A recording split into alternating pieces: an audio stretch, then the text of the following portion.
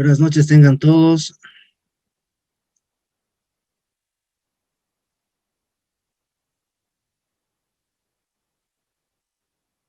Antes de empezar lo que es la penúltima clase del módulo, quería informar que como la anterior clase me habían comentado que no estaba el cuestionario colgado en la página de la fundación, efectivamente hubo un error al momento de colgar la información, documentación del módulo. De todas formas, el cuestionario ya está colgado para que ustedes puedan ingresar y puedan resolverlo. La fecha de presentación o de envío es hasta el domingo. Permítame corroborar esto. Va a estar abierto el formulario hasta el domingo a las 23:59, ¿no? Hasta las 23:59 del día domingo de esta semana van a poder enviar lo que es llenado el cuestionario, ¿no? Es un cuestionario de selección múltiple y, bueno, la normativa que tienen que revisar para poder responder el cuestionario, habíamos dicho que es el artículo 131 del Código Tributario, además de todo el título quinto de la ley del Código Tributario también, que tiene que ver específicamente sobre la impugnación, recurso de alzada, recurso jerárquico, y el artículo 4 de la ley 3092, que amplía o que detalla un poco más cuáles son los actos administrativos que van a ser susceptibles de impugnación. Ese es uno de los trabajos que tienen que presentar. Los foros, ¿no?, que tienen que ir respondiendo, que son preguntas eh, que no necesariamente tienen una respuesta única, ¿no?, que son de criterio. Y finalmente el trabajo grupal, que tienen que hacer un trabajo de dos personas, ¿no? Les voy a pedir que hagan de dos personas, que va a ser la elaboración de un recurso de alzada, ¿no?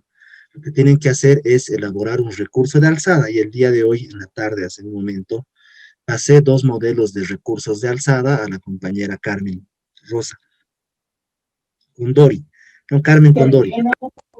Entonces le he pedido a ella que por favor pueda compartir esos dos recursos de alzada, modelos que le he mandado con el grupo de WhatsApp para que se guíen, ¿no? Se guíen, solamente es un formato. Como les había comentado, el recurso de alzada, una de las características del recurso de alzada es que eh, se aplica el principio de informalismo, es decir, puede ser un memorial, puede ser una nota, ¿no? Entonces, hagan como ustedes consideren, como consideren que podrían presentar un recurso de alzada, ¿no? Y tienen información, tienen documentación, eso también quiero corroborar, que me corroboren ustedes si es que está el documento, dos documentos PDF, que son dos resoluciones determinativas, ¿no? Ahora bien, ¿por qué tenemos dos resoluciones determinativas? Es para que ustedes escojan cuál de las dos van a impugnar, ¿no? Como van a ser grupos de dos, escojan cuál de las dos consideran que tiene mayores argumentos que pueden exponer como reclamo, ¿no? Entonces, este trabajo tienen que presentarlo hasta el martes 26, hasta el último minuto del martes 26. Bueno, eso quería comentarles de inicio, y si tienen alguna consulta, algún comentario que hacer, la participación también eh, se está calificando, ¿no? Pero lamentablemente no tengo muchas participaciones. Hay muy pocas personas que están realizando consultas, comentarios, ¿no? En realidad son sí, muy pocas personas. Muy bien, antes de Doctor, empezar, buenas noches. Perdón buenas noches. que me interrumpa, doctor, no sé si me escuchan bien, estoy en un lugar que hay bastante ruido. Y muy buenas noches a todos los estudiantes. Por favor, comunicarles que el día viernes las clases son normales y en el mismo horario, por si tienen alguna duda. Mismo horario y el día viernes, por favor. Muy bien, muy bien. Igual, de todas formas, Gracias. gracias, Karen, también tenía la misma duda. No sabía si íbamos a pasar o no, porque es feriado, ¿no? El viernes. ¿Algún comentario que tengan, compañeros?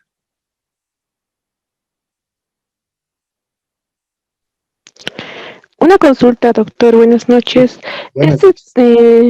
Este trabajo que tenemos que hacer de dos personas, ¿cómo lo vamos a hacer? ¿Usted va a elegir a las personas o va a ser por afinidad? No, ustedes háganlo por afinidad, por favor. Ustedes organícense con Ok. quién quieren trabajar, porque ya es el penúltimo módulo, tengo entendido, entonces ya muchos, me imagino que ya han realizado algún tipo de trabajo juntos, entonces por favor les voy a pedir que ustedes escojan con quién quieren hacer el trabajo. Muy excepcionalmente háganlo individual, ¿no? Pero yo prefiero que hagan de dos personas para que puedan compartir criterios, ¿no? ¿Y cuál es la clave de realizar el recurso de alzada? Obviamente es revisar la resolución determinativa que se va a impugnar. En primer lugar, elegir cuál de las dos resoluciones determinativas se va a impugnar, ¿no? Y segundo, cumplir con todos los requisitos para el recurso de alzada establecidos en el artículo 198 del Código Tributario, que habíamos visto cuáles son. Ahora, el formato que les envío, obviamente sí se adecua, ¿no? A los requisitos, pero ustedes ya tienen que modificar los datos y, como les había comentado, la clave del éxito de la impugnación es que ustedes identifiquen cuál es el argumento central, cuál es el reclamo principal, eh, y también fundamenten y expliquen por qué esa situación, ese argumento, ese reclamo, o esa falta de valoración de descargos, o esa falta de interpretación o vulneración de la normativa en la ARD, o vicio de nulidad en la ARD, o sea, corresponde que se le otorgue, ¿no? Ese es básicamente el trabajo, ¿no? Hacerlo, identificar los requisitos del artículo 198 del Código Tributario, ¿no? Que son de forma, o sea, por ejemplo, o sea, identificar el nombre del contribuyente, identificar, qué sé yo, la autoridad a la cual se va a impugnar, identificar el acto administrativo impugnado, identificar el detalle de los montos, qué es lo que se está impugnando, ¿no? Y el central, obviamente, va a ser el reclamo de fondo, ¿no? ¿Qué es lo que se está reclamando? ¿Por qué se está reclamando? ¿No? ¿Por qué la resolución determinativa contiene errores? Básicamente, hay prescripción, podrían pedir prescripción. También verifiquen que, bueno, la fecha de emisión la fecha de emisión de la resolución determinativa, consideremos para efectos de este trabajo que es la fecha de notificación también, ¿no? Entonces, tendrían que presentar o tendrían que poner como fecha en su recurso de alzada la fecha correspondiente, es decir, dentro de los 20 días para poder interponer el recurso de alzada. Esos datos, por favor, les pido que verifiquen y cualquier consulta también la siguiente clase van a poder realizar o también pueden escribirme, ¿no? Es mejor, yo les digo, mejor me escriben al WhatsApp si tienen alguna duda, yo siempre estoy conectado porque trabajo con WhatsApp también, con mis clientes y demás, entonces pueden escribirme, solo que en algún momento estoy ocupado, entonces les voy a responder, tal vez no de manera inmediata, pero sí les voy a responder, ¿no? Muy bien, ¿alguna otra consulta que tengan, compañeros?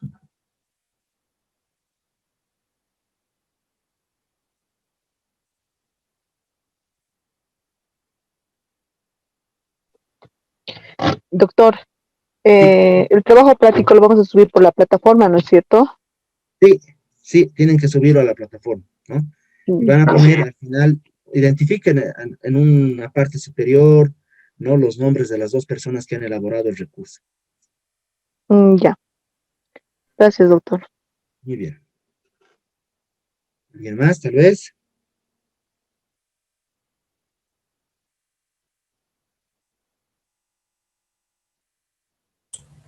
Eh, Doctor, nos indica que esta semana también vamos a tener dos foros, ¿verdad? Sí, sí, efectivamente hay dos foros también. Le cuento que ya en el sistema yo no tengo subido los foros, las preguntas para poder ir resolviendo. A ver, voy a consultar también con compañeros de administración para ver si esto es así o no. Pero Ya, un favor más, Licia, ¿podría repetirme la fecha para el trabajo? ¿Qué día le tenemos que entregar? bien.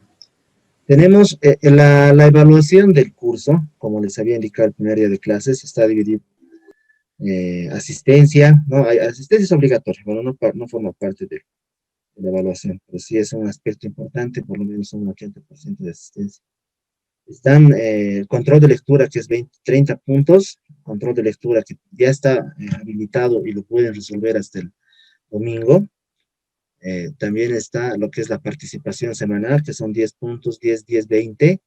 Después están los foros, que son cada semana, son 10 puntos, 10 puntos. La primera y la segunda semana, 10 puntos, 10 puntos. Y el trabajo final, que si no me equivoco también son son 40 puntos, ¿no? Ahí creo que están los 100, sumados los 100. Creo que los foros son 5, 5 y con eso ya están los 100. En eso consiste la evaluación de este módulo, ¿no? Entonces, elaboran resuelven el control, participan de los foros, elaboran su trabajo y no creo que lleguen a tener problemas, ¿no? Porque, pues digo, no hay mucha participación en este módulo. Y, doctor, el trabajo final, ¿hasta qué fecha tenemos que presentarle? ¿Hasta este trabajo es viernes? hasta el 26, no, el trabajo final es hasta el martes 26 de enero. Ya, muchas gracias, doctor. De nada. ¿Alguien más? Buenas noches, doctor. Una consulta. Dijo que las dos resoluciones debemos elegir una de ellas, ¿verdad? ¿Esto ya está subido en plataforma, las dos resoluciones? Yo ya dejé la documentación, la información para el módulo, ¿no? Yo espero que esté la información también ya colgada para que ustedes puedan revisarla, ¿no? Porque revisando no le encuentro, no sé si soy la única, doctor. Porque son resoluciones determinativas, dicen, ¿no? Resolución determinativa 1, resolución determinativa 2. Ya, listo. Gracias, doctor. Ya, de nada. ¿Bien, alguien más?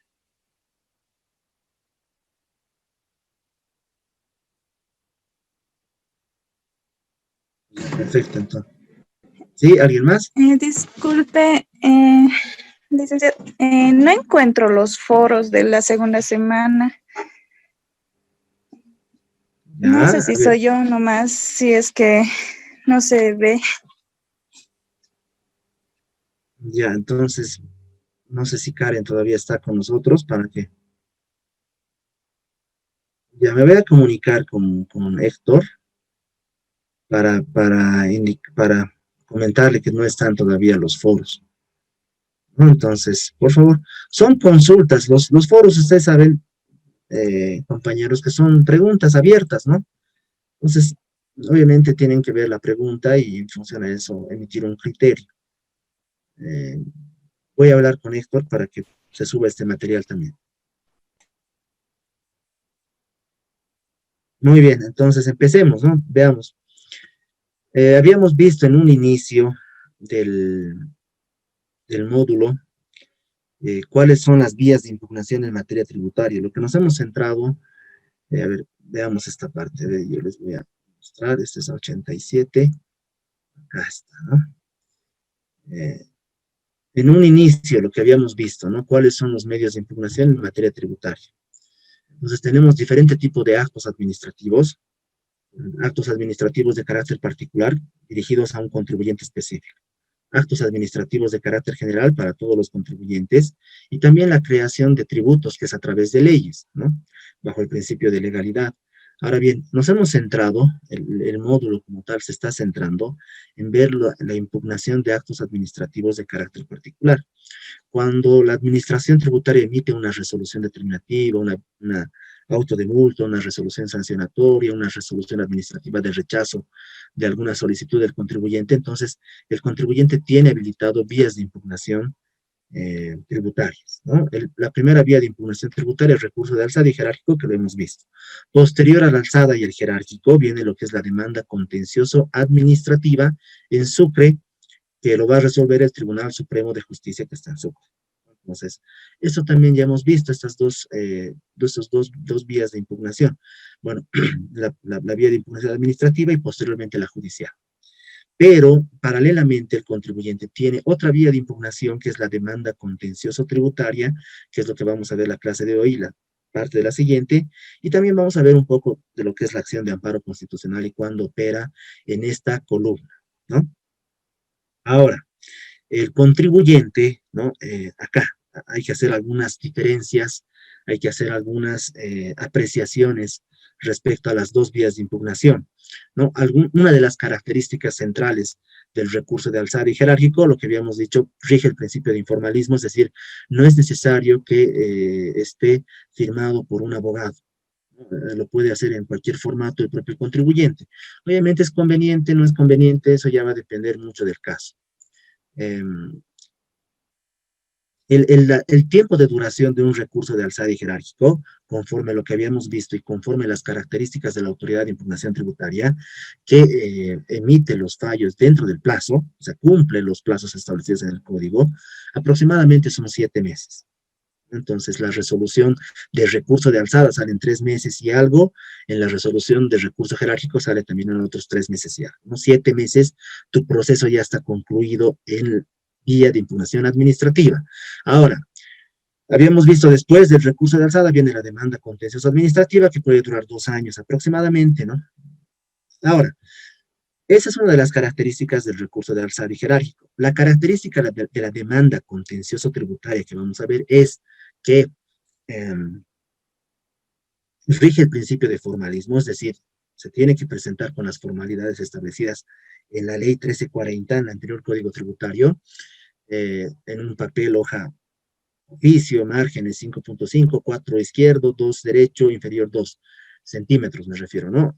Márgenes simétricos, letra legible, un número de letra legible, ¿no? Y además tiene que estar con la firma de un abogado.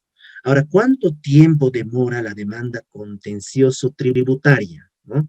Que es una de las características que tenemos que ver ahora. Aproximadamente demora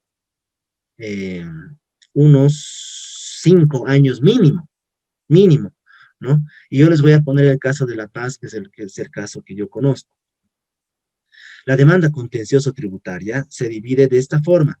Jueces de primera instancia que van a emitir la sentencia, que en La Paz tenemos 5 juzgados de partido administrativo, coactivo, fiscal y tributario. Acá en La Paz están 4 juzgados coactivo, administrativo, fiscal y tributario, en el edificio Arcoíris, piso 7, ¿no? En la Yanacocha, casi esquina entre Potosí y Comercio. Y también hay un juzgado, el juzgado quinto, que está en el edificio Jenny, a la vuelta de la Félix CC, del Mercado Bolívar, ¿no? Para la emisión de la sentencia, aproximadamente se tienen 3 años. Aproximadamente, porque hay sentencias que se emiten tal vez en más tiempo, ¿no? 4 años, 5 años. Estos juzgados, en realidad teníamos hasta el año pasado solamente 4 juzgados coactivos fiscales, perdón, partido en lo administrativo, coactivo, fiscal y tributario. Teníamos en La Paz 4 juzgados, pero la carga laboral que tienen estos juzgados hace imposible que los jueces puedan, no, materialmente imposible que los jueces puedan cumplir lo que son los plazos establecidos en la ley 1340, el Código Tributario anterior. Entonces ponemos como parámetro 3 años para la emisión de la sentencia. Ahora, la sentencia, como habíamos visto, el principio de doble instancia, puesto que un proceso no puede ser juzgado en una sola instancia. ¿Por qué? Porque podría haber cometido errores, entonces se necesita que este proceso, esta sentencia, esta decisión pueda ser revisado por un tribunal jerárquico superior. Entonces tenemos la segunda instancia, que van a ser los vocales, ¿no? Que van a emitir un auto de vista, el Tribunal Departamental de Justicia, digamos, ¿no? Los vocales del Tribunal Departamental de Justicia. En La Paz tenemos 3 salas sociales que van a resolver casos tributarios, administrativos, sociales, ¿no? La emisión del auto de vista, yo les digo parámetro igual 1 año, ¿no?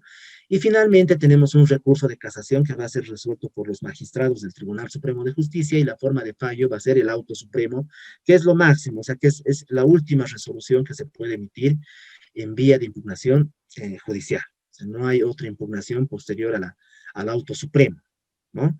Esto dentro de características normales, no hay otro medio de impugnación. Pero obviamente acá podríamos poner que sí está la acción de amparo constitucional siempre y cuando el auto supremo no se encuentre debidamente fundamentado o motivado. Esto ya lo vamos a explicar en su momento. Entonces, volviendo al tema central que yo quería exponerse en esta parte, es cuáles son las diferencias que se tiene entre un recurso de alzada y una demanda contencioso tributaria. Bueno, pues hay varias diferencias, ¿no? Pero una diferencia principal va a ser el tiempo. El recurso de alzada jerárquico, 7 meses aproximadamente. La demanda contencioso tributaria, aproximadamente 5 años. ¿No? Ahora, ¿por qué también es importante ver el tiempo, compañeros? Porque Una vez emitido el acto administrativo susceptible de impugnación, entonces el contribuyente tiene que decidir y tiene que verificar cuál de las dos vías puede activar, ¿no? Porque no todos los actos administrativos se van a poder impugnar a través de la demanda contencioso tributaria. Solamente los actos administrativos que tengan deuda o sanción, ¿no? Que tengan un monto establecido, se va a poder impugnar a través de esta vía. Pero además habrá que, los actos administrativos que tengan un monto, deuda o sanción, bueno, pues se tiene que considerar el tiempo. ¿Por qué? Porque la deuda tributaria en el tiempo se actualiza, ¿no? Ustedes como colegas contadores saben perfectamente que la deuda tributaria está compuesto por tributo emitido, mantenimiento de valor, intereses, ¿no? Y bueno, la sanción también va a ser parte, va a ser parte dependiendo cuánto tiempo haya pasado, en qué etapa procesal nos encontremos, ¿no? La sanción podría ser del 80, del 60, del 40, del 20% o incluso del 100%. Entonces son dos situaciones diferentes. La interposición del recurso de alzada o demanda contencioso tributaria importa, ¿no? O implica, perdón, la suspensión de la ejecución tributaria, ¿no? Por ejemplo, hay contribuyentes, yo les voy a comentar esto, ya no académicamente, ¿no? Simplemente lo que sucede en la realidad, ¿no? Porque es lo que lo que debiera ser y lo que en realidad sucede, ¿no? Que podrían decir, bueno, pues efectivamente yo tengo la deuda, pero yo prefiero interponer demanda contencioso tributaria porque me va a suspender la ejecución tributaria durante 5 años, por lo menos, ¿no? Entonces yo sé que voy a perder, pero, bueno, por lo menos 5 años no voy a tener a la administración tributaria detrás de mis espaldas, ¿no? Bueno, eso ya va a depender, ¿no? De lo que quiera, en este caso, el contribuyente, de cómo esté siendo asesorado y demás.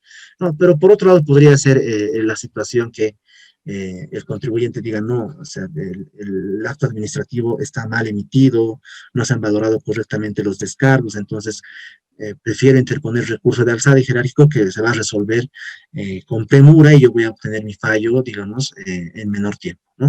Hay diferentes circunstancias que se tienen que considerar acá. Y una de ellas es el tiempo. Ahora, ¿cuál es la base normativa? ¿Cuál es el respaldo normativo de la demanda contencioso tributaria? Bueno, pues el artículo 214 de la ley 1340. Entonces, la pregunta es, ¿por qué la ley 1340 continúa vigente respecto a la demanda contencioso tributaria? Si tenemos ya la ley 2492, promulgada la gestión 2003, que ha abrogado, ¿no? Abrogar, derogar, eso en términos jurídicos, abrogar es dejar sin efecto totalmente una ley, y derogar es dejar sin efecto partes, artículos de una ley, ¿no? La ley 2492, el Código Tributario, abrogó lo que es la ley 1340, el Código Tributario anterior, ¿no? Pero, ¿qué es lo que pasa? ¿Cuál es el problema que ha surgido con la estructura de las impugnaciones en la ley 2492, lo que les había explicado en una consulta que me hicieron a principios de clases, las primeras clases? En el Código Tributario solamente tenemos recurso de alzada jerárquico y demanda contencioso administrativa. Entonces, se puso en tela de juicio, ¿no? La imparcialidad y la objetividad de la autoridad de impugnación tributaria. Se puso en tela de juicio, se expuso la vulneración del derecho al juez natural. El juez natural implica, nuevamente, lo que es un juez que sea objetivo, imparcial, ¿no? Es decir, que no tenga intereses de ninguna naturaleza para resolver la controversia para una o para otra de las partes, ¿no? Entonces, se puso en tela de juicio y lo que se hizo, se interpuso una acción de inconstitucionalidad del Código Tributario de la Ley 2492, ¿no? ¿Por qué? Porque no estaba regulado dentro de su normativa una vía de impugnación independiente, que es la vía de impugnación la demanda contencioso tributaria, que estaba regulada, sí estaba regulada en la ley 1340. En la ley 1340 también hay dos vías de impugnación. Está el recurso de revocatoria, que es similar al recurso de alzada, recurso jerárquico y también posterior demanda contencioso administrativa, pero a la vez también se tenía la demanda contencioso tributaria. ¿no? En cambio, en la ley 2492 solamente se tiene el recurso de alzada jerárquico y demanda contenciosa administrativa. Entonces, ¿qué es lo que se hizo? Se interpuso una acción de inconstitucionalidad. O sea, el Tribunal Constitucional, que es el encargado, el máximo contralor, el máximo verificador de que todas las leyes que estén toda la normativa que esté por debajo de la Constitución, esté acorde a la Constitución, a los principios, derechos de la Constitución. Entonces, verificó y dijo, bueno, en el Código Tributario actual, el legislador, ¿no?, omitió ingresar o omitió establecer una vía de impugnación objetiva, que es la demanda contencioso tributaria, ¿no? Entonces, ha establecido la inconstitucionalidad por omisión normativa de la ley 2492, ¿no?, y repuso lo que es el proceso contencioso tributario establecido en la ley 1340, ¿no? Sé que son términos, tal vez ahorita, términos jurídicos, pero estamos hablando del tiempo nada más. Hablamos de la retroactividad y la ultraactividad de la norma. Por ejemplo, la retroactividad de la norma implica aplicar la norma a hechos pasados, ¿no? La regla, en este caso, la regla de la aplicación de las leyes en el tiempo es la siguiente. Todas las leyes siempre se aplican para hechos futuros, no para hechos pasados, ¿no? A partir de la promulgación, bueno, pues se aplica siempre para hechos futuros. Esa es la regla, la irretroactividad de la ley. Pero hay la excepción hay las excepciones que van a ser la retroactividad y la ultraactividad de la ley. La retroactividad implica, las leyes se aplican para hechos pasados, ¿no?, en materia tributaria, siempre y cuando beneficien en temas de sanciones al contribuyente y en temas de prescripción también, ¿no? La retroactividad, o sea, sí se puede aplicar para atrás la ley, pero siempre y cuando sea beneficioso para el contribuyente en temas sancionatorios y en temas de prescripción también. Ahora, la ultraactividad, ¿qué significa? A pesar de la derogatoria, de la abrogatoria, de dejar sin efecto una ley, la ley va a continuar surtiendo efectos en el tiempo a futuro, ¿no? Entonces, de acuerdo a estas aclaraciones, ¿no?, la ley 1340, el proceso contencioso tributario, está vigente de manera ultraactiva, porque si bien se ha abrogado, o sea, sus efectos continúan, ¿no?, vigentes en el tiempo, pero a futuro. Olvidémonos de los términos retroactivo, ultraactivo. O sea, en realidad, el resumen es que el Código Tributario, la ley 1340, la parte respecto al proceso contencioso tributario está vigente. El Tribunal Constitucional estableció, a través de esta sentencia 76-2004, 18-2004, que el proceso contencioso tributario está vigente, ¿no? Y le ordenó, le instruyó a la Asamblea Legislativa que efectúen una ley, ¿no?, que elaboren una ley respecto a un proceso donde exista un juez imparcial, ¿no?, una autoridad imparcial que solamente puede recaer sobre el órgano judicial, ¿no? Y le otorgó un plazo, creo que fueron 6 meses o 12 meses, ¿no? Y ese plazo, bueno, pues nunca se cumplió. Entonces está vigente todavía la ley 1340 respecto al proceso contencioso tributario. Ahora, ¿qué actos administrativos pueden impugnarse en materia a través de la demanda contencioso tributaria? Entonces, tenemos también identificados qué actos administrativos podrían impugnarse. Pero la regla es la siguiente.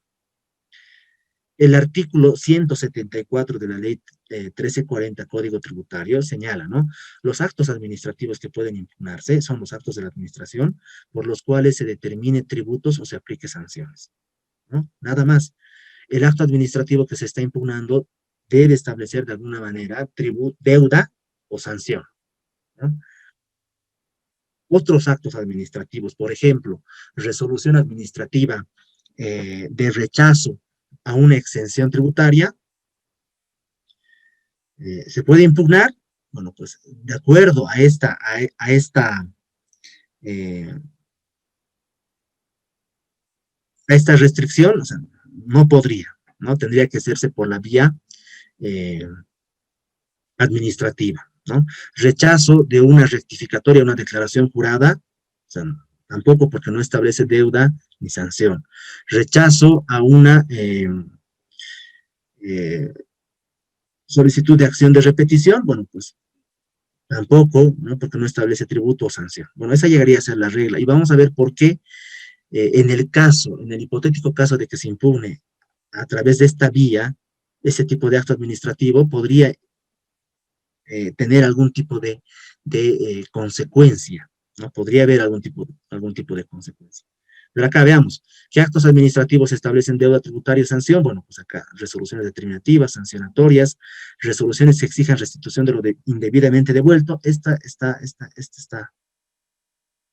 hay que quitar acá, perdón, este es un error, resoluciones que rechazan declaraciones rectificatorias porque no establecen monto, y multas, ¿no? Que sí establecen la sanción. Las resoluciones que exijan restitución de lo indebidamente devuelto, esto es para exportadores, habíamos explicado también, ¿no? Que se les devuelve su crédito fiscal, que también se convierte en deuda y sanción, ¿no? Actos administrativos susceptibles de impugnación. Proceden contra resoluciones que determinen tributo o sanciones, ¿no? Y esto fue, ya podríamos decir, resuelto en diferentes tipos de sentencias constitucionales que establecen, ¿no? que los actos administrativos emitidos en etapa de ejecución tributaria no son susceptibles de impugnación. Por ejemplo, nuevamente vamos a poner como ejemplo el PIET, el proveído de inicio de ejecución tributaria. ¿Es susceptible de impugnación? No, porque no es un acto administrativo independiente, no es un acto de mero trámite, es un acto que sirve para poder iniciar lo que es la etapa de ejecución tributaria, pero no se para por sí solo, porque tiene que existir un título de ejecución tributaria anterior, es decir, una deuda inmodificable en el tiempo, firme e inmodificable en el tiempo que se pueda ejecutar, ¿no? Actos administrativos que se emiten en etapa de ejecución tributaria, ¿no? ¿Qué se emite en ejecución tributaria? La ejecución tributaria, bueno, es también importante conocer, ¿no? Hay diferentes particularidades, diferentes medidas coactivas que tiene la administración tributaria que puede activar, digamos, para poder recuperar lo que es la deuda tributaria. El primero es el proveído de inicio de ejecución tributaria, que es el acto inicial por el cual se anuncia al contribuyente que tiene una deuda, se le otorga 3 días para que pueda pagar y se le anuncia que en caso que no se pague va a iniciarse las medidas coactivas. ¿Se puede impugnar? No. La resolución administrativa de derivación de la acción administrativa se emite en etapa de ejecución tributaria, que también lo habíamos explicado, que es una resolución que establece cuando el contribuyente ya no tiene patrimonio, va a verificar cuál ha sido el responsable de qué, de la insolvencia del contribuyente y por qué no ha pagado impuestos en el momento oportuno, ¿no? Con dolo y demás. Y le va a atribuir la deuda al responsable, entonces ya no va a perseguir el patrimonio del contribuyente porque ya no tiene, es insolvente, sino le va a ejecutar al patrimonio del tercero responsable que ha actuado con dolo para no pagar tributos, ¿no? La resolución administrativa de aceptación o de rechazo de una solicitud de plan de facilidad de pago también está dentro de la ejecución tributaria, ¿no? Cuando el contribuyente decide pagar, pero, qué sé yo, lo va a pagar en plan de facilidad de pago y la administración tributaria le rechaza su solicitud. Por diferentes circunstancias, el incumplimiento a requisitos va a ser en este caso. El procedimiento de adjudicación de bienes, ¿no? El remate como tal. El procedimiento de adjudicación de bienes, tenemos un procedimiento, una RND, hablo del Servicio de Impuestos Nacionales, que establece cuáles son las etapas que tienen que iniciarse, que tienen que proseguirse para que un bien inmueble pueda ser rematado, ¿no? Por ejemplo, la hipoteca, el embargo, ¿no? Después el avalúo pericial se puede, hay una resolución que se emite respecto al avalúo pericial, tal vez el contribuyente diga, no es el monto correcto el avalúo que ha establecido el arquitecto de la administración tributaria, el inmueble tiene un monto mayor, ¿no? Entonces, esto no va a ser posible impugnar porque estamos en etapa de ejecución tributaria. Las medidas coactivas, ¿no? La retención de cuentas bancarias, no solvencia fiscal, retención de pagos de terceros, qué sé yo. No se puede impugnar. Resolución administrativa de aceptación o rechazo de la dación en pago también. Una forma de extinción, una forma de oposición a la ejecución tributaria es la dación en pago. El contribuyente puede no tener dinero, ¿no? En efectivo para poder cancelar, pero puede ofrecer un bien inmueble en pago, ¿no? Nuevamente, ¿cuál es la regla? Actos administrativos que establezcan, que determinen tributos o apliquen sanciones. La primera fase, la primera etapa de la demanda contencioso tributaria. Bueno, pues vamos a ver, perdón, acá los requisitos, vamos a ver los plazos, pero veamos acá de manera general, ¿no? La demanda contencioso tributaria, ¿cuántos días se tiene para interponer eh, la demanda contencioso tributaria? Según la ley 1340, ¿no? Se tienen 15 días de momento a momento, ¿no? La ley 1340 es bien, bueno, es clara, ¿no? Al regular que los plazos de los 15 días se regulan de momento a momento. ¿Esto qué significa? Que si al contribuyente le notifican un día viernes a las 3 de la tarde con 30 una resolución determinativa, el contribuyente tiene 15 días para poder interponer la demanda contencioso tributaria y los 15 días se van a computar desde el sábado 15:30, domingo 15:30 y así hasta el último día a las 15:30. ¿Qué pasa si el contribuyente interpone después, unos minutos después? Entonces podríamos decir, o antes decíamos, que estaba interpuesto fuera de plazo, ¿no? Ahora, como regla, yo les digo, para no complicarnos, pero vamos a ver más adelante, que el plazo para interponer la demanda contencioso tributaria son 15 días de momento a momento, ¿no? De minutos, incluso considerando minutos. Ahora, la demanda, interpuesta la demanda, hay dos opciones. Bueno, en realidad sí hay tres opciones acá, ¿no? Al igual que en el recurso de alzada.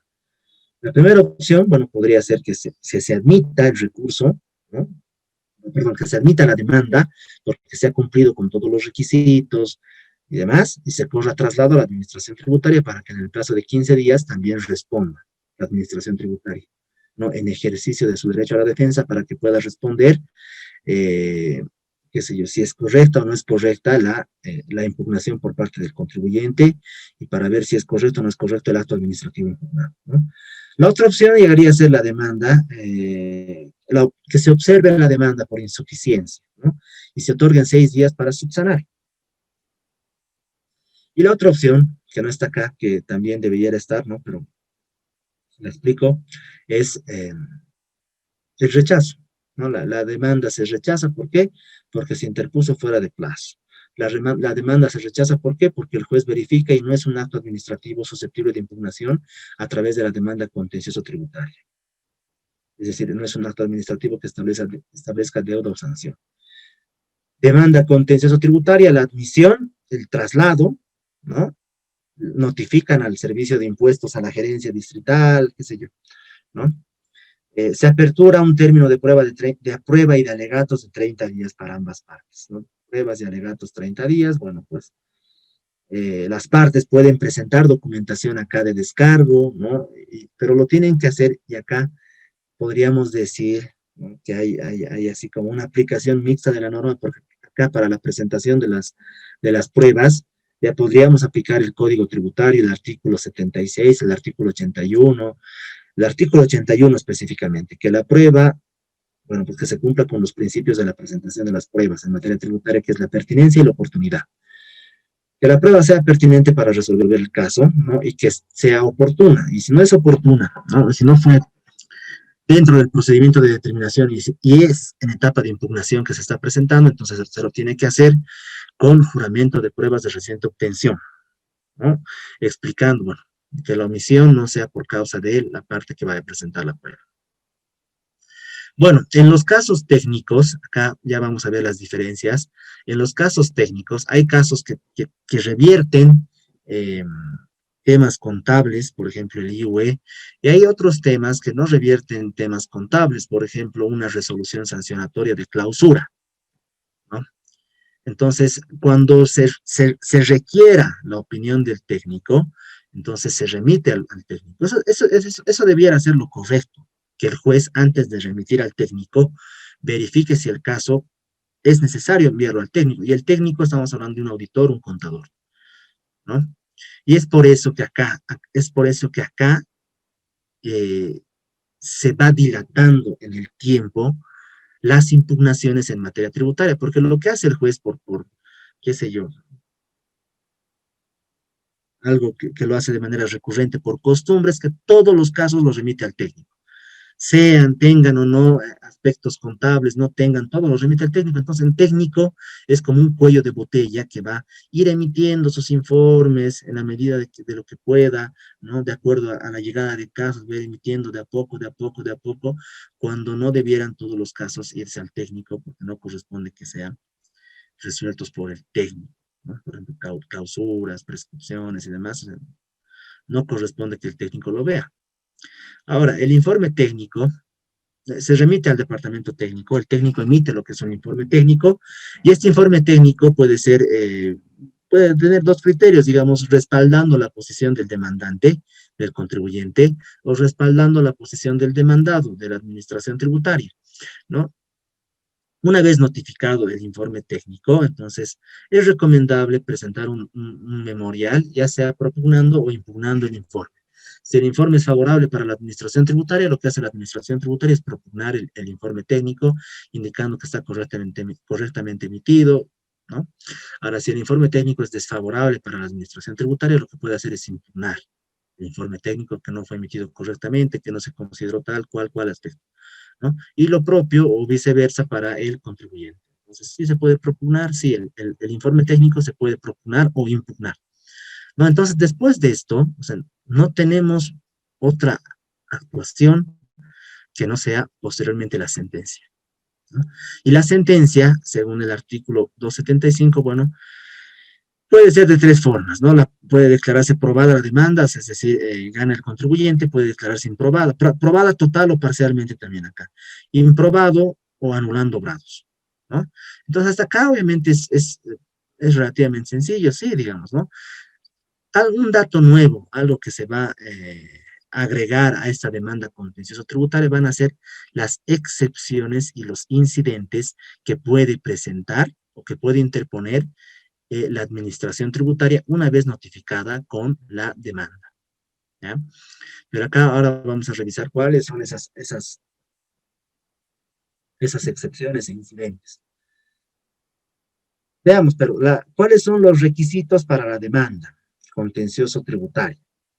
Bueno, primero tiene que interponerlo ante el juez de partido administrativo, coactivo fiscal y tributario, ¿no? Y conforme a lo que les había indicado en un papel ojo oficio, ¿no? Con los márgenes respectivos y con la firma del abogado. Otro requisito indispensable va a ser el nombre completo del contribuyente y el domicilio fiscal. Los datos generales del contribuyente. Adjuntar fotocopia de carnet del contribuyente cuando se trate de una persona natural. Adjuntar el acta de constitución de sociedad cuando sea una SRL, cuando sea una sociedad comercial, y adjuntar el poder de representación también, ¿no? Señalar la gerencia contra la cual se interpone la demanda, es decir, quién emitió el acto administrativo impugnado, quién va a ser el demandado, ¿no? La gerencia distrital La Paz 2, el gerente, ¿no? De nombre tal, ¿no? Creo que es Daniel Plata ahora, la gerencia distrital La Paz 1, la gerencia distrital La Paz 2, ¿no? Adjuntar el original o copia legalizada de la resolución o acto administrativo impugnado más la diligencia de notificación. Esto es importante, ¿no? Porque a través de este requisito, del cumplimiento de este requisito, el juez va a verificar si, en primer lugar, es un acto administrativo susceptible de impugnación a través de la demanda contencioso tributaria, y en segundo lugar va a verificar si la demanda fue interpuesta dentro del plazo de los 15 días. Acompañar poder de representación y los documentos justificativos de la personalidad del demandante, ¿no? El NID, fotocopia del NID, fotocopia del matrícula de comercio, ¿no? Los requisitos, los fundamentos de hecho y de derecho en los que se apoya la demanda, fijando con claridad lo que se pide, ¿no? Acá, al igual que en el recurso de alzada, al igual que en el trabajo que tienen que realizar, tienen que identificar cuáles son los fundamentos de hecho, es decir, los antecedentes, ¿no? Relevantes obviamente para el caso, la normativa en la cual se está sustentando la impugnación, y también se tiene que identificar qué es lo que se pide, ¿no? Se declare probada la demanda, se declare la nulidad de obrados, ¿no? Que se declare que se deje sin efecto un monto determinado de deuda, que se deje sin efecto una notificación, o sea, todo tiene que estar claramente expuesto, ¿no? Y nuevamente les digo, los bolivianos, o por lo menos los abogados, en el foro paseño, y en realidad en toda Bolivia, somos muy excesivos en el uso de los argumentos, somos muy reiterativos, somos poco claros, ¿no? Y por eso nuestros documentos son extensos, y eso en realidad no es favorable para la defensa de un caso, ¿no? Lo que tienen que hacer es ser concreto, ¿no? Breve, conciso. ¿Por qué? Porque la persona que va a revisar el documento, el recurso de alzada, la demanda contencioso tributaria, no tiene el tiempo suficiente para ver a detalle todo el contenido del memorial, cuando el memorial o el documento es ambiguo, es reiterativo, ¿no? Es poco claro. Entonces yo siempre les recomiendo, hagan sus documentos, ¿no? Bueno, esto va más que todo para los abogados, más concretos, ¿no? Más concisos y sencillos. Hay que identificar la cuantía del acto impugnado, sea en bolivianos o en UFBs, ¿no? Si una resolución determinativa tiene una deuda de 1.000.000 por el IVA e IUE, entonces se tiene que identificar si se va a impugnar el 1.000.000 por el IVA, el IUE, o tal vez se va a impugnar solamente el IUE y el monto del IUE, que podrían ser 500.000, no sé, ¿no? O solamente el IVA y demás. Y acá el requisito firma y sello de abogado, firma del contribuyente, ¿no?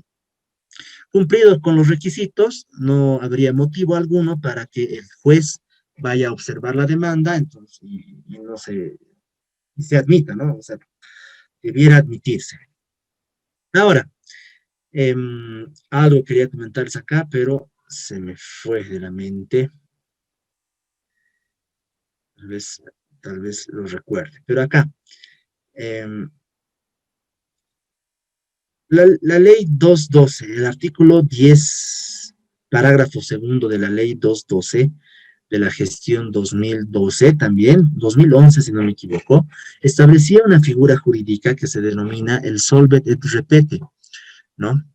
Que en realidad, ¿qué significa? Primero pagar, luego impugnar, ¿no?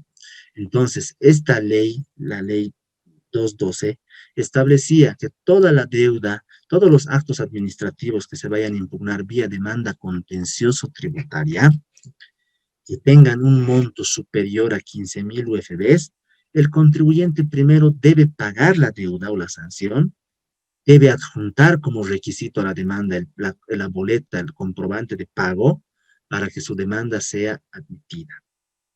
¿Ya? Ahora, yo quisiera que alguno de ustedes pueda emitir un criterio respecto a esta figura, es decir, primero pagar, luego impugnar.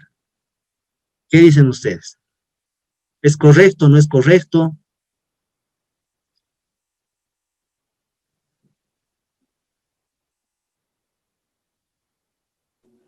Buenas noches, doctor.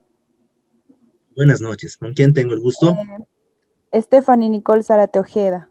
¿Ya? Bueno, con respecto a lo que dice, bueno, yo opino que la verdad no me parece, ¿no? Correcto, porque si bien va a pagar primero esto que se dice y luego impugnar, no tendría un poco de sentido porque precisamente el contribuyente impugna para poder tal vez rebajar este monto que se está, como le digo, que se está proyectando, ¿no? Eso sería, doctor, muchas gracias. Muy bien, muchas gracias. Sí, efectivamente, ¿no? Hay algo raro acá. O sea, si estoy impugnando es precisamente porque hay un reclamo, ¿no? ¿Alguien más tal vez quiera emitir algún criterio? Por favor, compañeros. Buenas noches, doctor. Bueno, yo también opino lo mismo, que debería primero impugnarse y luego pagarse si es que va a haber algún descuento o de baja sobre lo que se está impugnando. Y aparte creo que se devuelve en UFB y no en bolivianos. Entonces yo creo que esa parte lo deberían modificar, cosa que creo que no lo hacen porque la mayoría de las veces no gana el contribuyente. Eso sería, doctor. Muy bien, muchas gracias. ¿Alguien más tal vez? Doctor, buenas noches. Buenas noches. Acotando lo que decían mis compañeras, Si no me equivoco, en la Constitución Política del Estado menciona que todos los bolivianos tenemos acceso a la justicia de forma gratuita, ¿verdad? Y por esa situación supongo que se hubiese declarado inconstitucional ese artículo de la ley 12, perdón. Muy bien, perfecto. Entonces, efectivamente, toda la normativa que se emita, ¿no?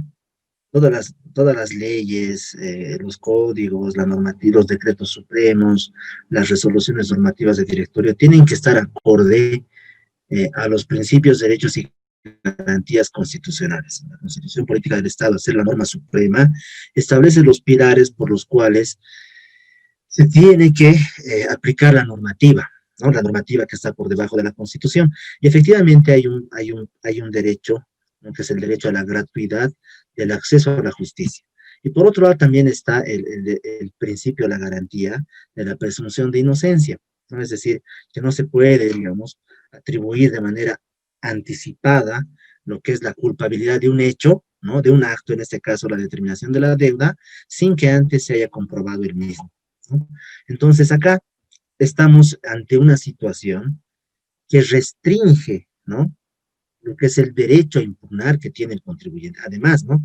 Que restringe lo que es el derecho a impugnar que tiene el contribuyente a través de la demanda contencioso tributaria. ¿Por qué? Porque si la deuda es mayor a 15.000 UFBs, lo que tiene que hacer el contribuyente para que se le admita su demanda es primero tiene que hacer el pago de la deuda, tiene que adjuntar el pago para que se le pueda admitir.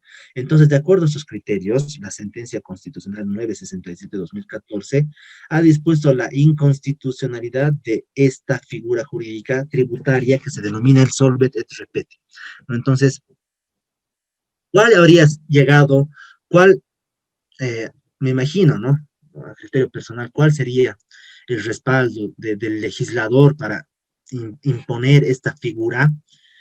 Primero pagar, luego impugnar, es que las impugnaciones no se genere tanto, o sea, el contribuyente decida no impugnar por la vía judicial, sino decide impugnar por la vía administrativa, ¿no?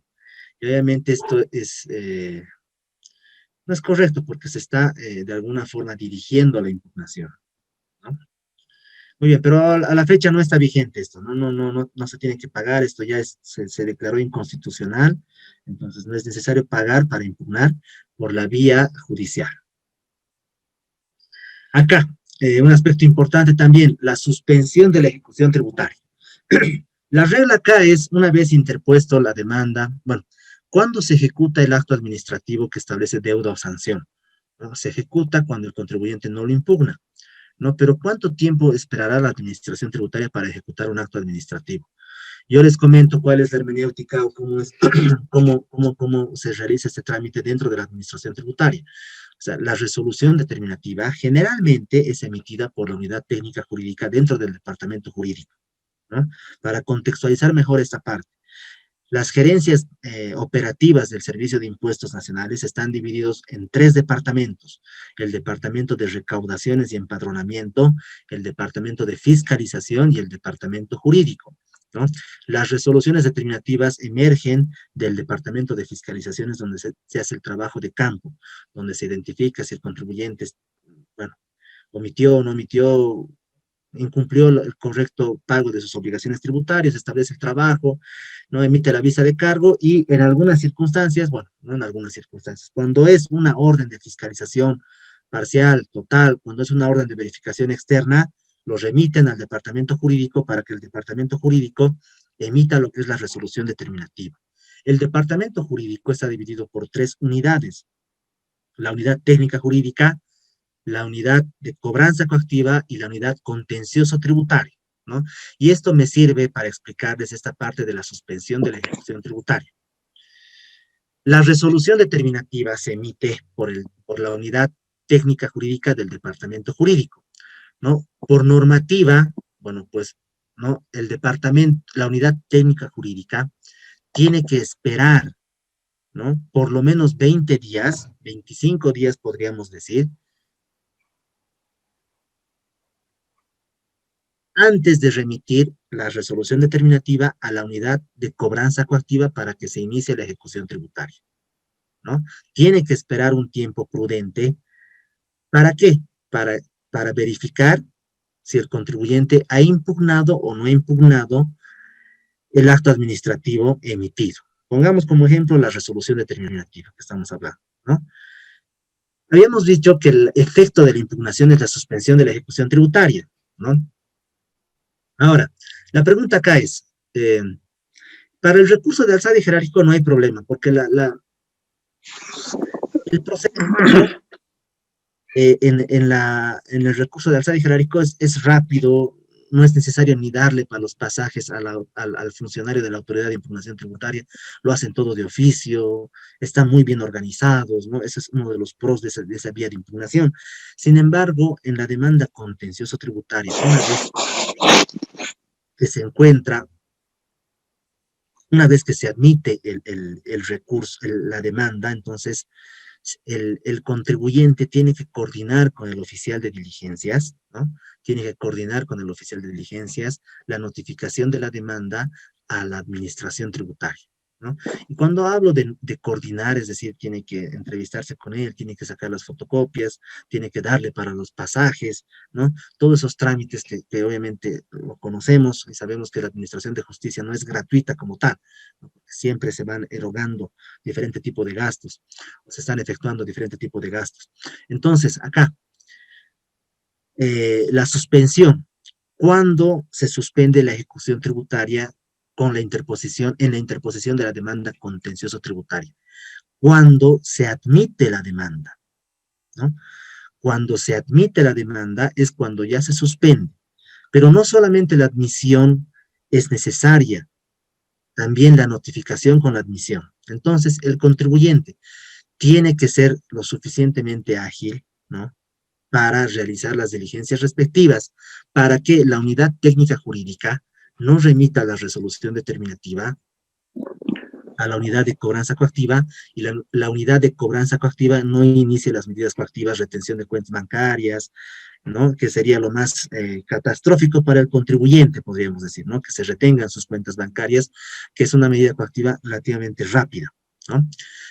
No lo remita a la unidad técnica jurídica a la unidad de cobranza coactiva, sino lo remita a la unidad contencioso tributaria donde se va a defender lo que es el proceso, ¿no? Entonces, acá, la suspensión de la ejecución tributaria sucede siempre y cuando se admita la demanda por parte del juez y por otro lado se corre el traslado de la demanda a la administración tributaria, o se notifique, o se cite con la demanda a la administración tributaria, ¿no? ¿Alguien está con su micrófono prendido, por favor? Muchas gracias. Ahora, el plazo para interponer la demanda contencioso tributaria que fue modulado por el Tribunal Supremo de Justicia. El artículo 174 de la ley 1340 establece 15 días de momento a momento, ¿no? A ver, revisemos, leamos el 174.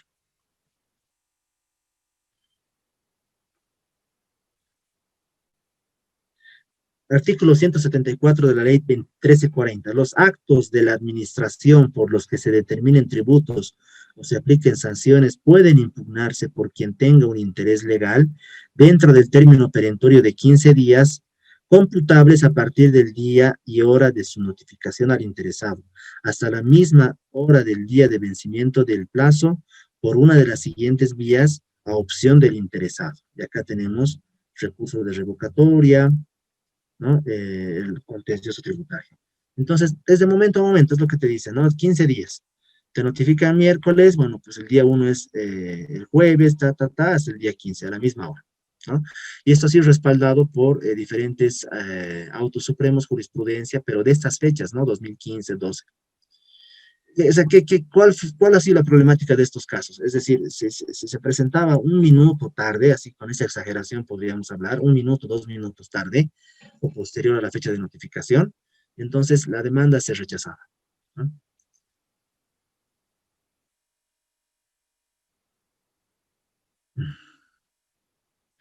Ahora,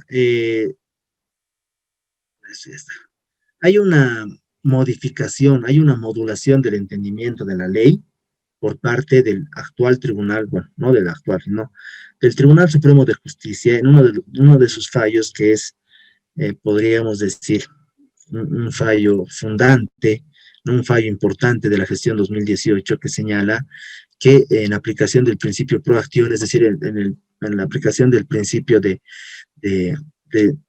la garantía de los derechos, de ser más garantista para el contribuyente, ¿no? Del derecho al debido proceso, en sus elementos de defensa, acceso a la justicia como el derecho a la tutela, ¿no? Y aplicando supletoriamente el Código Procesal Civil, los 15 días deben ser interpretados como días hábiles, ¿no? Esta es la modulación que se está efectuando, me parece que se está respetando por parte de los juzgados, ¿no? Y ya se ha modificado de 15 días corridos a 15 días hábiles. ¿Es correcto? ¿No es correcto? Hay diferentes criterios para esta interpretación. Porque en realidad la ley 1340, el artículo 174, es claro al señalar cuál ha sido la voluntad del legislador de decir de momento a momento, ¿no? Y bueno, el procesal civil que regula otro tipo de relaciones jurídicas que va a ser entre particulares, no como la ley 1340 que regula relaciones jurídicas entre el Estado y particulares y contribuyentes, tiene otra visión, otra hermenéutica de interpretar la realidad, ¿no? Pero bueno, entonces, ahora se aplica la 1340, esta normativa, esta forma de interpretar, y son 15 días corridos, ¿no? Yo siempre, bueno, aconsejo que se aplique la de 15 días, 15 días hábiles, de acuerdo a esta interpretación, ¿no? Pero yo recomiendo que se continúe nomás con la interpretación de los 15 días corridos. ¿Por qué? Porque me parece que no hay vacío normativo en la ley 1340, artículo 174, para aplicar supletoriamente lo que es el Código Procesal Civil. Acá las vacaciones judiciales no interrumpen el plazo para la presentación de las demandas, ¿no? Ahora las vacaciones, los recesos como tal, no interrumpen porque hay juzgados de turno, ¿no? Este otro auto supremo, el plazo de 6 días dispuesto por el artículo 299 de la ley 1340 que establece el plazo para que el contribuyente pueda subsanar su demanda, ¿no? Entonces debe computarse en días hábiles, ¿no? Es decir, no sábados, no domingos, no feriados, sino días en los cuales el órgano judicial esté trabajando, ¿no? Y acá es lo que quería comentarles sobre las excepciones, ¿no? Excepción dilatoria, excepción perentoria. Una vez notificada la demanda contenciosa, una vez presentada la demanda contencioso tributaria, ¿no? El juez admite la demanda, digamos, la admite y corre en traslado a la administración tributaria, ¿no? Y la administración tributaria tiene la opción de responder la demanda o también tiene la opción de interponer lo que son las excepciones, que son mecanismos de defensa que están regulados en la ley 1340. Acá viene la novedad, porque esto de las excepciones dilatorias y perentorias no están reguladas no se tiene esta figura en el recurso de alzada y jerárquica, ¿no? Que es más sencillo.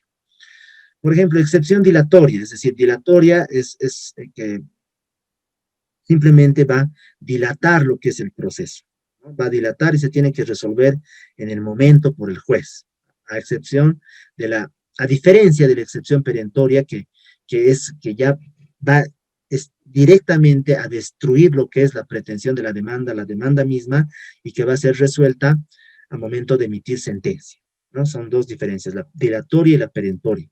La dilatoria, falta de personalidad en el actor, ¿no? Por ejemplo, el interesado legítimo para interponer una demanda va a ser el contribuyente, ¿no? El titular del NID. Pero por alguna circunstancia no necesariamente podría ser el contribuyente, podría ser tal vez la esposa, que también está interesada, ¿no? En que se resuelva el caso. Podrían ser los sucesores, ¿no? Los hijos del contribuyente fallecido. Pero, por ejemplo, para que se dé esta situación de que los hijos puedan responder por los padres, tendría que haber una declaratoria de herederos. Entonces acá podría darse en ese tipo de situación la falta de personalidad en el actor, es decir, el que está interponiendo la demanda no tiene facultades para poder reclamar. Y un aspecto un poco más, tal vez un ejemplo un poco más claro, o tal vez un poco más recurrente podría ser que el poder, ¿no? El testimonio poder que tiene el apoderado no revierte o no tiene las facultades específicas para interponer demanda contencioso tributaria, ¿no? Entonces, esto ya es un aspecto que tienen que revisar, que tienen que verificar los abogados de la administración tributaria, ¿no? Verificar si el que está interponiendo tiene facultades, ¿no? Perdón, la personalidad. La falta de personería en el representante del actor. Bueno, perdón, esto era lo que quería decir. Si el representante tiene las facultades específicas, ¿no? Falta de personalidad en el demandado, es decir, por ejemplo, podríamos hablar de la Gerencia Distrital La Paz 1, la Gerencia Distrital La Paz 2. El acto administrativo notificado, el acto administrativo, la resolución determinativa fue emitida por la Gerencia Distrital La Paz 2, ¿no? Y el contribuyente está demandando a la Gerencia Distrital La Paz 1.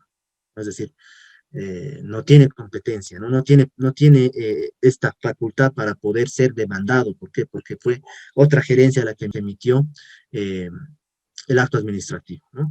Y un ejemplo un poco más concreto podría ser el cambio de domicilio, ¿no? El contribuyente efectivamente, ¿no? Correspondía, qué sé yo, a una gerencia, pero el propio contribuyente cambió de domicilio y ahora corresponde a otra gerencia, ¿no? Se mudó de La Paz al Alto el domicilio fiscal, entonces ya no sería el que tenga competencia para verificar las obligaciones tributarias del contribuyente La Paz, sino el Alto, ¿no?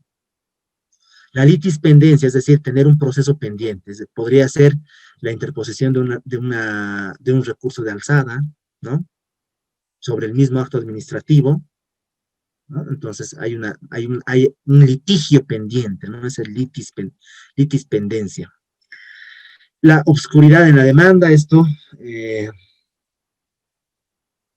cuando no es claro, los argumentos de la demanda no son claros, no se entienden qué es lo que pide el contribuyente.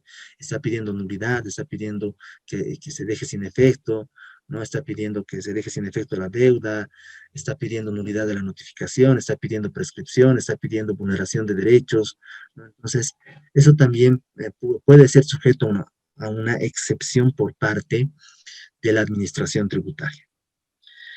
Falta de competencia del tribunal, por ejemplo, y acá veíamos una de las diferencias importantes del recurso de alzada. Entonces, si el contribuyente impugna una resolución administrativa de rechazo a una solicitud de exención tributaria, entonces esta resolución administrativa no establece deuda ni sanción. Entonces, el Servicio de Impuestos o la Administración Tributaria podría interponer una excepción dilatoria señalando que el tribunal o el órgano judicial no es competente para resolver esta controversia porque a través de la demanda contenciosa tributaria solamente se puede impugnar actos administrativos que establezcan deuda o sanción y la resolución administrativa de rechazo a la exención tributaria no es un acto administrativo que establezca deuda o sanción, ¿no? Falta de competencia del tribunal. Dilatoria nuevamente, ¿por qué? Porque se tiene que resolver. Dilatoria es que va a dilatar el proceso, ¿no? Hasta que se resuelva, hasta que se subsane, ¿no? Hasta que se resuelva como tal. Excepciones perentorias, ¿no? Esto ya va dirigido específicamente a la pretensión, a destruir lo que es la pretensión del contribuyente, a destruir lo que es la demanda del contribuyente, ¿no? A dejar sin efecto, podríamos decir, ¿no? Vencimiento de los plazos. El contribuyente presentó la demanda contencioso tributaria fuera del plazo establecido por ley, ¿no? Y acá viene la controversia entre lo que dice el Código Tributario y lo que dice o lo que estableció la jurisprudencia, ¿no? El contribuyente pudo haberse respaldado en la jurisprudencia y haber presentado su demanda dentro de los 15 días hábiles, ¿no? Y la administración tributaria dice, no, el contribuyente ha presentado el día 18. Obviamente es un día, si hacemos el cómputo en días hábiles, sí está dentro de los 15 días, pero la ley 1340 dice días corridos, ¿no? Entonces, podría la administración tributaria interponer ese tipo de excepción del vencimiento de los plazos y, bueno, pues va a perjudicar el normal desenvolvimiento del proceso, ¿no? La cosa juzgada es cuando el caso como tal ya ha sido resuelto por una autoridad judicial anterior. Es cuando ya fue resuelto como tal, ¿no? Podría darse en muy, muy contadas circunstancias, ¿no? Pero cosa juzgada significa que el proceso ya fue resuelto, ya se tiene una sentencia, ¿no? Una disposición que ya ha sido resuelta, ¿no? Entonces, no tiene por qué reaperturarse el caso a través de una demanda contencioso administrativa. Haberse expedido nota de crédito o reconocimiento de crédito sobre la obligación objeto de la demanda. Es decir, el contribuyente ha pagado, se notificó la visa de cargo y el contribuyente pagó la deuda tributaria en la visa de cargo. Se emitió la resolución determinativa pagada, pero el contribuyente decide de todas formas impugnar, ¿no? Y la administración tributaria podría decir, bueno, se está impugnando el contribuyente, pero ha pagado, ¿no? Es decir, el contribuyente está teniendo una incoherencia, una incongruencia respecto a lo que está pidiendo, porque en un principio ha pagado y ahora está impugnando, no se decide el contribuyente, ¿no? Entonces podría ser una forma de excepción. Haberse acogido actor al recurso administrativo, es decir, ha elegido el recurso de alzada, ¿no? Y, bueno, pues está queriendo interponer paralelamente la demanda contencioso tributaria. Estas son las excepciones que podrían interponerse y estas excepciones hacen la diferencia en la tramitación de los procesos, recurso de alzada y demanda contencioso tributario. A ver, los autos interlocutorios que declaren improcedente una excepción al ser incidental, solo admite recurso de apelación. Bueno, las excepciones que resuelven las dilatorias, ¿no? Estas excepciones tienen que ser resueltas previamente por el juez. Antes de continuar con el proceso, tienen que ser resueltas por el juez. Estas otras excepciones van a ser resueltas en sentencia, ¿no? El proceso va a continuar, pero en sentencia sí tiene que resolverse. Entonces, las excepciones dilatorias tienen que ser resueltas previamente, ¿no? Y la decisión de esta resolución, la decisión de esta excepción, perdón, solamente se puede apelar en el efecto devolutivo, es decir, no admite recurso de casación. Bueno, son términos jurídicos que en realidad les va a interesar mucho a los que son abogados, pero tengo entendido que en este curso tenemos pocos colegas, ¿no? Pero acá de todas formas está la sentencia para que puedan estudiarla, o también, bueno, ustedes la pueden descargar de la página del Tribunal Supremo. Pruebas y alegatos, ¿no? Cuando se presente prueba y en el caso que ésta sea de reciente obtención, el juez debe disponer día y hora para que se preste el juramento respectivo en aplicación del artículo 81, ¿no? Acá los alegatos también, se puede pedir alegatos orales, claro, o sea, el contribuyente puede ir a exponer la posición que tiene al juez. ¿Será pertinente? Bueno, pues, en realidad, depende de las circunstancias, depende del caso, pero si los alegatos, pónganse en un proceso que se ha iniciado, proceso contencioso tributario, demanda contencioso tributaria que se ha iniciado en enero de este año, y los alegatos se lleven a cabo en abril, mayo de este año, ¿no? Y se solicite audiencia, es para generar convicción a la autoridad, ¿no? Pero nuevamente, repito, este caso va a ser resuelto, la sentencia va a ser resuelta en 3 años posteriores, 2024, pónganse, ¿no? Que se va a emitir sentencia. Obviamente va a existir un acta, ¿no? De audiencia, pero bueno, pues el juez va a tener que nuevamente leer, ¿no? el acta. No sé sinceramente en qué circunstancias sería conveniente solicitar una audiencia en esta vía de impugnación. ¿Se puede? Obviamente se puede. ¿En recurso de alzada se puede? Sí, obviamente se puede, ¿no? Hay pertinencia, en algunos casos sí es pertinente, en otros me parece que es simplemente una forma de justificar el asesoramiento. Pruebas, documental, pericial, inspección ocular, ¿no? La documental es la principal prueba que podemos manejar en esta vía de impugnación. En vía de impugnación tributaria, la documental siempre va a ser la más recurrida, ¿no? La más recurrente, la que va a tener mayor pertinencia. La pericial, bueno, pues vamos a requerir el informe de un perito respecto a determinadas circunstancias, ¿no? Podría ser, no sé, ya lo dejo a criterio de ustedes, una pericia respecto a un aspecto técnico contable que podría ser, ¿no? Una inspección ocular, sí, o sea, se podría dar como prueba una inspección ocular. Por ejemplo, la administración tributaria no considera que el contribuyente haya efectuado el gasto de reparación o la construcción de un inmueble o de una parte de un cuarto, qué sé yo, para la actividad comercial y simplemente se puede solicitar que el juez vaya y verifique que efectivamente hay remodelaciones, no sé, ¿no? Que verifique el lugar. Informe técnico. Los informes técnicos, lo que les había comentado, son criterios, ¿no? Que emite un auditor, un contador. Todos los juzgados debieran tener un auditor, ¿no? Que va a emitir su informe técnico. Pero esos informes técnicos deberán solicitarse solamente cuando el caso amerite, ¿no? Nuevamente les digo, cuando el caso es jurídico, es más de interpretación de la norma, es más de nulidades, es más de prescripciones, de sanciones, entonces no es necesario la remisión del informe técnico, ¿no? Plazo, bueno, el informe técnico acá.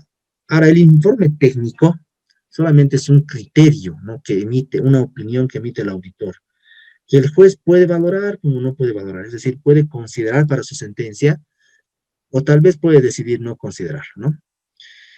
Muy bien, luego se emite lo que es la sentencia tiene estas tres probabilidades, ¿no? Puede declararse probado, improbado o anulando, ¿no? Dejando sin efecto lo que es, ¿no? Probado total, probado parcial, ¿no?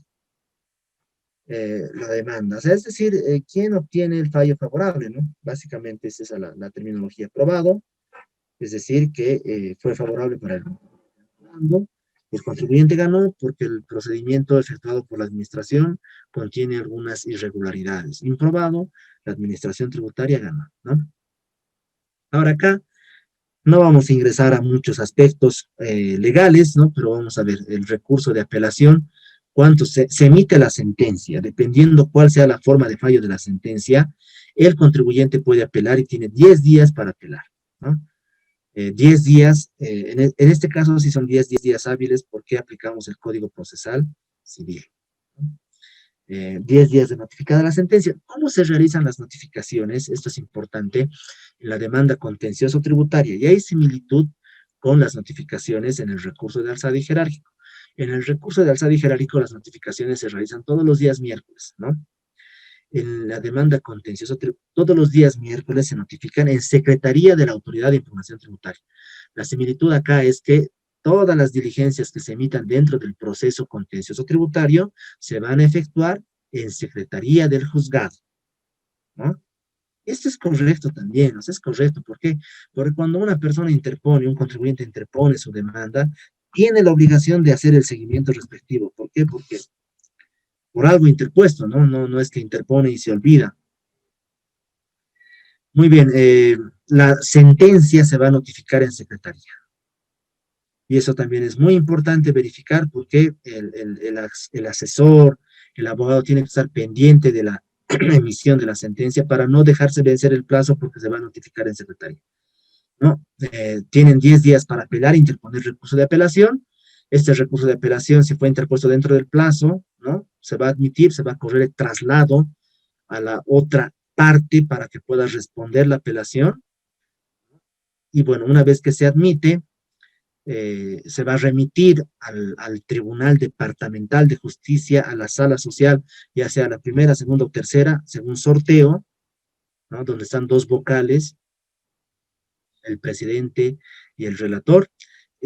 Se va a remitir al departamento técnico, nuevamente, cada sala social tiene un departamento técnico que va a verificar cuando sea necesario, y finalmente se va a emitir lo que es el auto de vista, ¿no? Y el auto de vista, bueno, pues podría emitirse de diferentes criterios, confirmatorio, revocatorio, anulatorio, ¿no? Confirmatorio de la sentencia, puede revocar la sentencia, puede anular, dejar sin efecto la sentencia. Esta es básicamente la hermenéutica de la segunda parte. No sé si tienen alguna consulta hasta acá. Les voy a pedir, por favor, como todas las clases, puedan poner su nombre completo, puedan poner presente nada más, si es que ya puedo identificar por el mensaje mismo su nombre, para efectos de control, no de asistencia. ¿Alguna duda?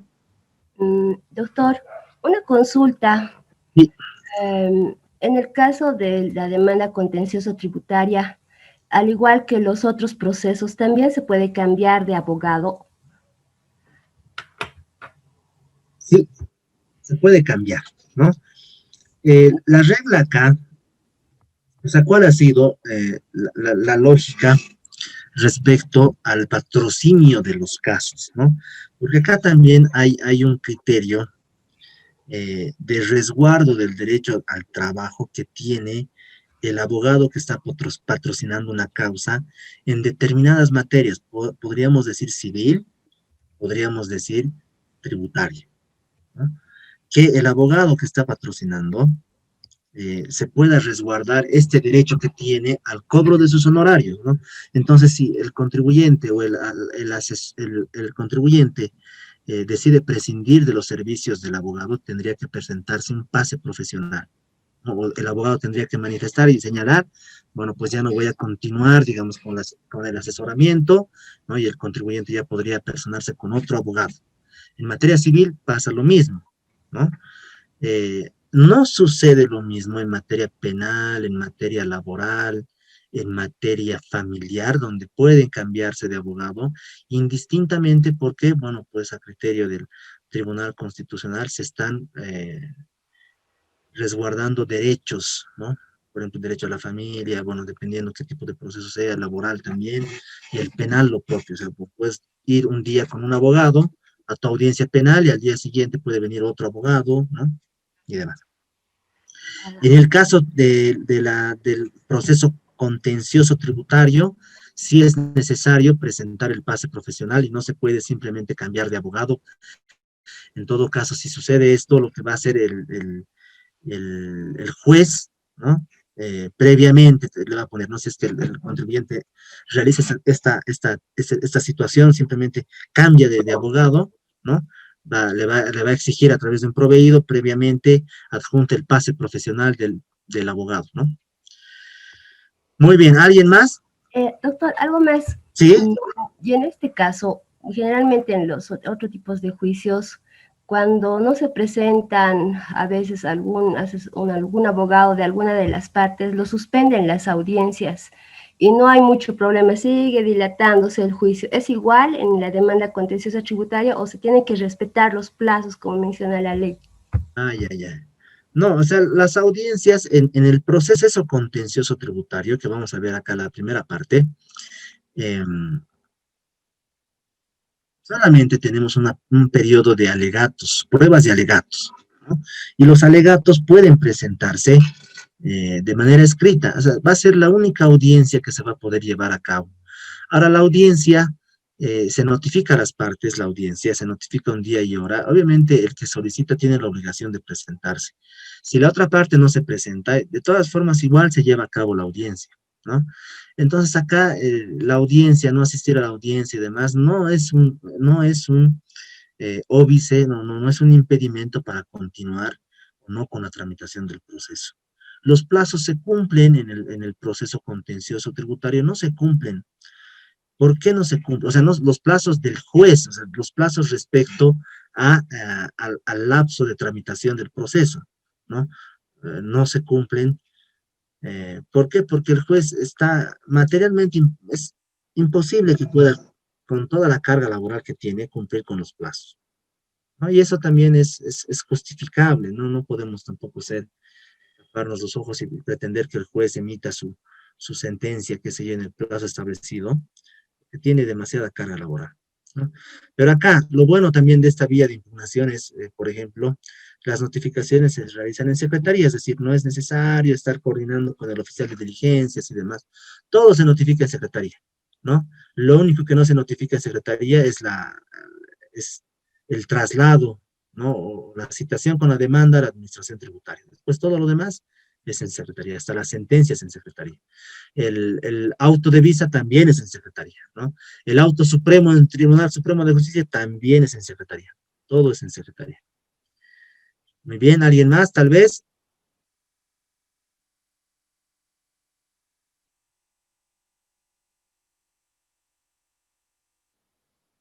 Muy bien, entonces voy a sacar una fotito a la asistencia y vemos la demanda, la siguiente clase vemos la demanda contencioso. Vamos a terminar de ver la demanda contencioso tributaria y bueno,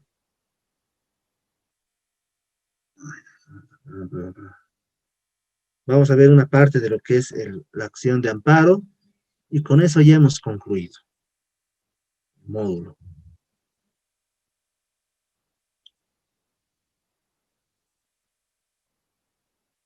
Muy bien. Entonces, hemos terminado la clase de hoy. Muchas gracias. Hasta el viernes, ¿no? El viernes nos conectamos. Ya sabemos que tenemos clases el viernes. Eso es lo que nos ha comunicado la coordinadora del diplomado, Karen, ¿no? Entonces, hasta el viernes, compañeros.